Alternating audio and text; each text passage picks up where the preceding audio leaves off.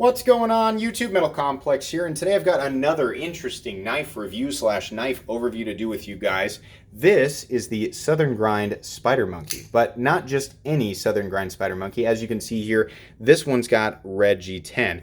That's because it's a USA-made blade exclusive. I have a ton of these stickers. I have done a lot of business with USA-made blade and Scott Whittington in the past. Scott Whittington contacted me on Instagram. And he said, hey, have you ever checked out one of these Southern Grind Spider Monkeys? And I said, no, but honestly, I mean, this is a model that people are pretty familiar with and have been for some time. And I said, I've been tempted and on the edge a few times, but I've never quite pulled the trigger. And he said, I've got these exclusive ones in red G10. If you'd like, you can take a look. And I said, oh, yeah, for sure. And then to my surprise, just so that you guys know this, he actually just gave it to me. He didn't say, anything else. He just said, basically, thanks for bothering to do a review on it. It's yours. So I just wanted to make sure that you guys knew that before I review it. That will not affect my ability to give this knife an honest review at all. I will still give my honest thoughts on this, but I thought that was really cool. The least I can do is at least let you guys know that if USA Made Blade is not on your dealer list to go check when you're on your hunt for a new knife, it definitely should be. I can honestly say they're one of the 5 dealers that I regularly go to check for new knives, and they supply some of my personal favorite knives. So check them out. Scott's a super nice guy, and you should definitely follow them on Instagram as well. Check out their live stuff too. I always have a great time watching Scott's live feeds on Instagram. Anyways, let's go ahead and take a look at this knife. The overall length of the Southern Grind Spider Monkey is coming in at about 7.5 inches. Some of you might be surprised by that. I honestly was too. I thought this knife was about 8 inches overall. It has a bigger look to it than it actually is for whatever reason, but it's a 7.5-inch knife overall. The blade length on this guy is coming in from tip to scale at about 3.3 or 3.4 inches, and then the actual cutting edge is just shy of 3.25. It looks to be about 3.2 inches on the cutting edge. How about some size comparisons up against the Ontario Rat Model 1? I don't know why that was deployed so aggressively, but anyways, Rat 1 coming in at 8.6 inches overall. Let's move that guy down just a little bit so you guys can view my lovely sticker logo there. How about up against the Spyderco PM2? Again, needlessly aggressively deploying it for whatever reason. PM2 coming in at 8.3 inches overall. How about up against the Benchmade Griptilian, or in this case, the Ritter Hogue? Ritter Hogue coming in at 8 inches overall. Once again, the Ritter Hogue or Benchmade Griptilian serving as a really good size comparison. This gives, I think this will give people a really good idea of the actual size of the Spider Monkey. Pretty cool there. But you can see the actual cutting edge on the Spider Monkey is not too far off from the Benchmade Griptilian. That's one of its really good attributes, in my opinion. How about up against the Spyderco Delica? Spyderco Delica coming in at 7 inches overall. It is kind of close to the Delica, but it's also obviously a bigger knife than the Delica is. Let me give you guys an example of the action. This knife does have a properly tuned detent for the fact that it is a thumb stud deployer. There is plenty of room to get your thumb in this scallop right behind the thumb stud. I don't feel the need to put any wrist into it. I can freely deploy it this way, and I can also deploy it, if my finger doesn't get in the way, I can also do a reverse flick on it. So it is absolutely capable of doing that. You can see here, this is about the level of, I guess, pull from the detent. Has a nice click. I'd call it medium. It's definitely easy to deploy, and it's definitely very comfortable to deploy. This isn't a knife that really has a drop shut action. It's more of a shake shut, but it's a pretty typical feeling of phosphor bronze washers, which is what this is on. You can see right there. That puts it at a direct advantage over knives that are running on bearings in dirty environments, as is the case with all knives on, or most knives on phosphor bronze washers that are put together well. You can actually go out and use this knife and get it dirty and not have to worry about the action getting all gunked up or the knife getting screwed up because you've got dirt and debris in there. It should do better than a knife with bearings. So that's pretty cool. Let's take a look at the weight on this guy. Trying to remember the order in which I do things despite having done this a few hundred times. Overall weight on the Southern Grind Spider Monkey coming in at 3.21 ounces. Let's do that again. 3.21 ounces. So under the 3.5 ounce mark, I think that's pretty good. You know, some people kind of have this thing where, and I say this a lot, some people are like, oh, you know, an ounce, an inch, and that's okay. That's a good way to think of it, I guess. To me, 3 ounces is 3 ounces, 6 ounces is 6 ounces. As it's more so the profile and how it fits into my pocket, and you know how aware of it I am, that I'm gonna measure as more of a, you know, do I want to carry this? And this is a good carry profile and it's a good carry weight, so no issues there. Let's take a look at the anatomy of this knife. What we have is a very straightforward sort of spear point style blade with a flat that runs about 65% the length.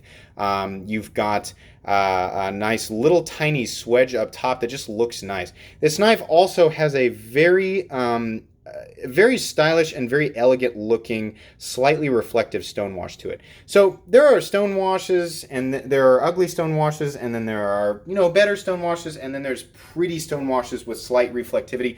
Those are the stonewashes that I prefer. This is very close to the stonewash that Rick Hinderer puts on his XM18s, and this is an ideal stonewash. This is the exact finish that I would prefer on every single knife that I own from now until the end of time. It's nice. It keeps you know, beyond the composition of the steel. It's much better at resisting corrosion than, say, a bead blast finish or a heavy or deep stonewash finish. It's got more of a polish to it, so that's nice. And then to complement that, they actually really nicely round this off.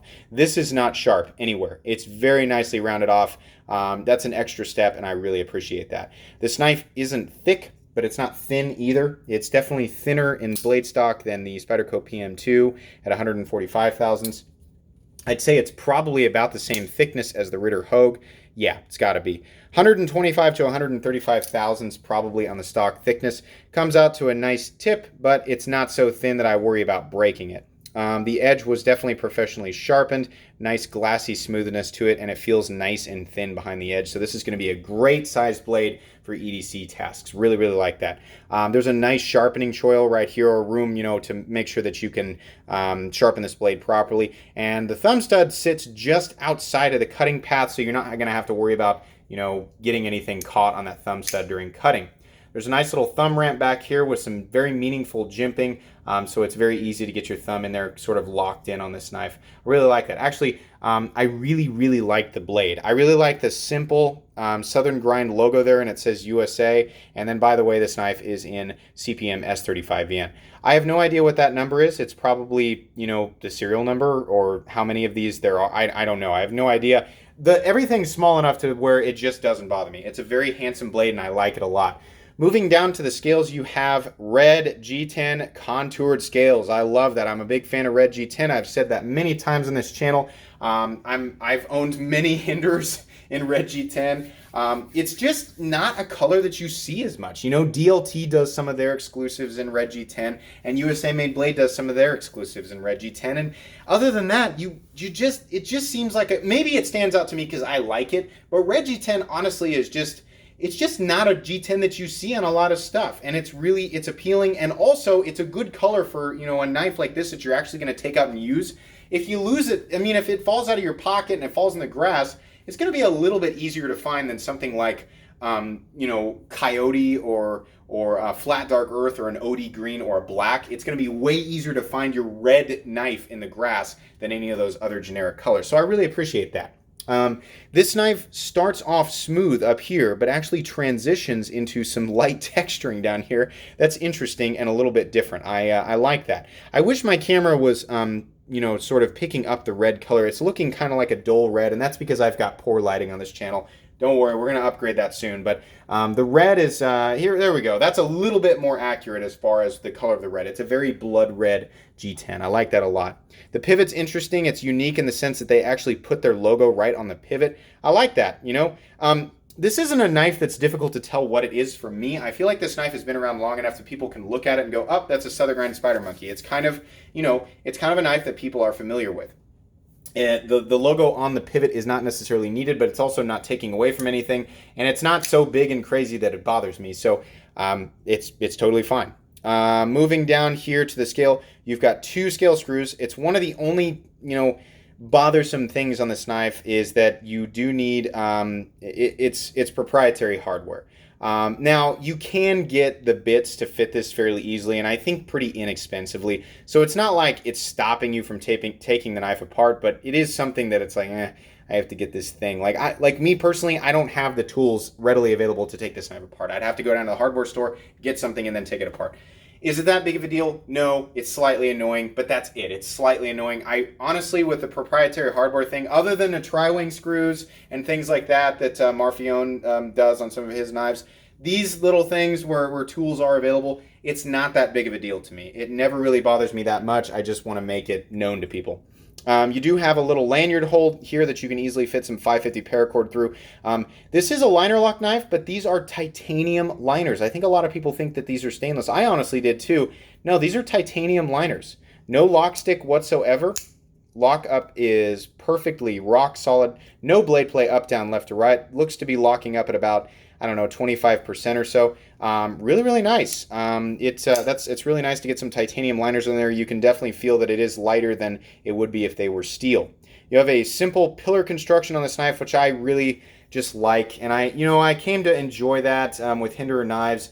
Like the Benchmade Griptilian and just some other knives, well, the original Griptilian doesn't have that, but like the 1 in 20 CV has that design, and it's just easy to clean out when you don't have milling like this knife on the inside of the liners. Well, there's a couple little holes in there, but this design is easy to clean out, and it's lightweight, and it's strong, and I just like that. It's just a design that I prefer. On the other side, you've got an interesting pocket clip in that it is short and fat. It definitely does its job, but it sticks up just a little bit too much to the point where it kind of makes this part a little bit thick. It's not really that big of a deal. I think it's emphasized by the fact that it's so short and tall, but it definitely does its job. I'm more concerned with the end here and it getting caught on things and bending out.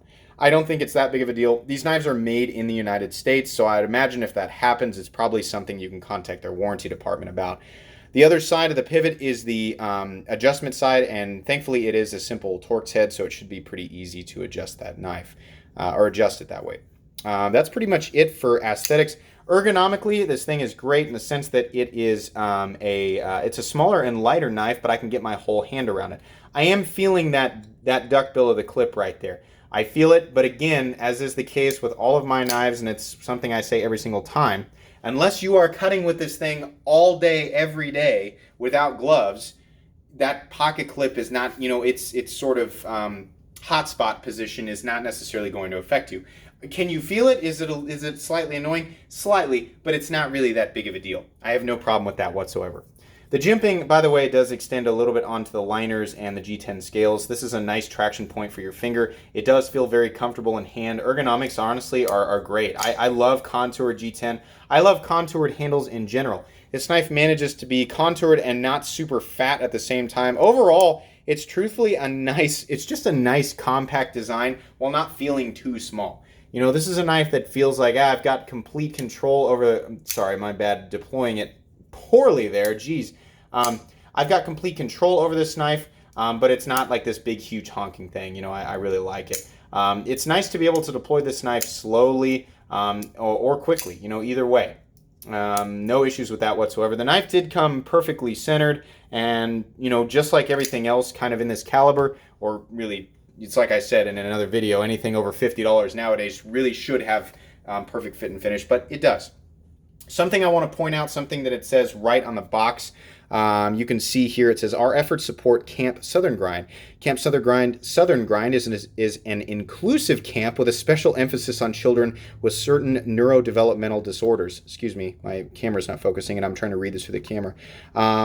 And those with, I'll just read it in my light, those with family members serving the military. You can find detailed information on the children and families we serve at campsoutherngrind.org. That's pretty cool. That's actually, basically with the sale of these knives, that's something that they do.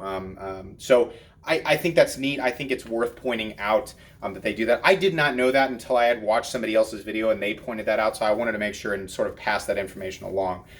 So lots of good things about this knife, and very little to be, to complain about. I really like that. These knives come in a few different configurations through USA Made Blade. Of course, you can, get as far as the Red G10 version, you can get these plain, titanium liners. They also have blue anodized titanium liners. They have gold, which sort of looks more bronze. And then there's also a teal. And, it sounds weird, but I kind of like the red and the teal that he's got there. I urge you to go check that out and see for yourself. There's also a DLC coated version of this. The price that you're looking at for this guy is $200 for the uncoated blade, or I believe it's either $215 or $225 for the coated blade. I know that it's more, but you have all those options with the anodizing there. I think that price is pretty good. I think some people might look at this and think, shouldn't it be a little bit less? Keep in mind, you are getting CPM S35VN. In my opinion, the blade is the finish on the blade is beautiful. You are getting contour G10 that's got some nice unique texturing to it, and the liners are titanium.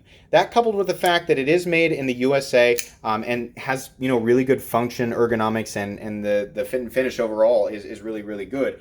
I would say, if it is overpriced, it's only slightly. $200 is, to me, I mean, it really fits this knife. And the fact that, you are, supporting a company who is supporting what I read on the box there is pretty cool. So for me, honestly, yeah, I can recommend this knife. There's really nothing that I can say that's functionally bad with it. I wish that it didn't have proprietary hardware, but oh well, it's not that big of a deal. I wish the pocket clip didn't, stick up quite so much, but it's not that big of a deal. Those are pretty minor nitpicks. I can confidently say that if you decide to go with this knife, you're going to be pretty happy with it. But honestly, that's about all I can say. Thank you again, Scott Whittington, for allowing me to look at this knife, and thank you for donating it to the channel. That's pretty cool. So anyways, guys, if you enjoyed this video or at least found it entertaining, please leave a like. If you'd like to check out my other content, I do, of course, have lots of videos of knives that are either expensive or inexpensive that I do or don't like, so check those out. And if you enjoy all my content, then please subscribe to my channel because there's definitely more coming. Thanks again for watching, everybody, and have a great day.